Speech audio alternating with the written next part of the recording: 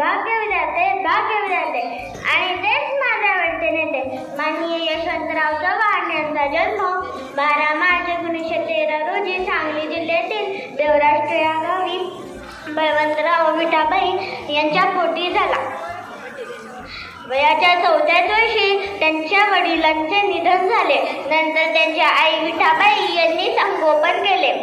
त्यांचे प्राथमिक व माध्यमिक शिक्षण कराड येथे तर पुढील शिक्षण पुणे येथे झाले.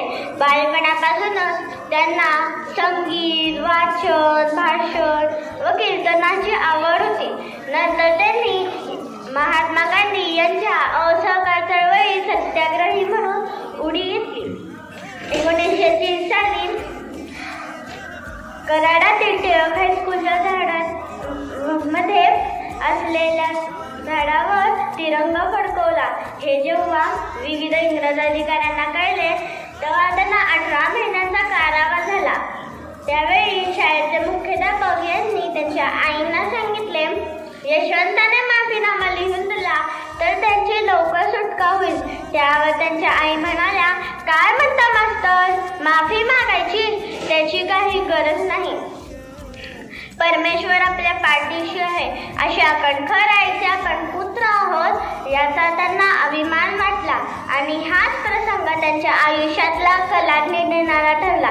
तुरुंगवासानंतर सामाजिक कार्य सुरू करायचे म्हणून हरिजनांसाठी नाईट स्कूल सुरू केले. त्यासाठी त्यांनी विठ्ठलरामजी शिंदे यांना घरी बोलावले. यशवंतरावांच्या घरी विठाबाईंसमोर ते यशवंतांना म्हणाले, काय रे यशवंता, हरिजनांसाठी शाळा सुरू करतोय हे घरी माहीत आहे काय? कारण माझ्यासोबतच शाळेत येणाऱ्या विद्यार्थ्यांनाही भोजनाची पंगत घालावी लागेल. त्यावर त्यांच्या आई म्हणाल्या, काही विचारायची आवश्यकता नाही, सर्व सारखीच माणसे, मी पानं वाढायला घेते. त्यावेळी विठ्ठलरामजी शिंदे यशवंतरावांना म्हणाले, नशीबवान आहेस, अशी आई मिळाली. 1942 मध्ये भारत स्वतंत्र होण्याच्या कामी सुरू झालेल्या सर्व आंदोलनात सहभाग घेऊन 1955 मध्ये प्रथम निवडणूक लढवून यशस्वी झाले.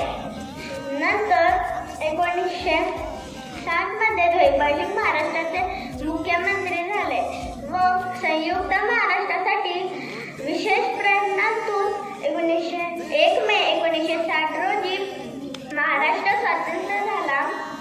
त्यावेळी त्याचे प्रथम मुख्यमंत्री म्हणून त्यांची निवड झाली. आपल्या मुख्यमंत्री कालावधी दूरदृष्टीने राज्याची जडणघडण केली.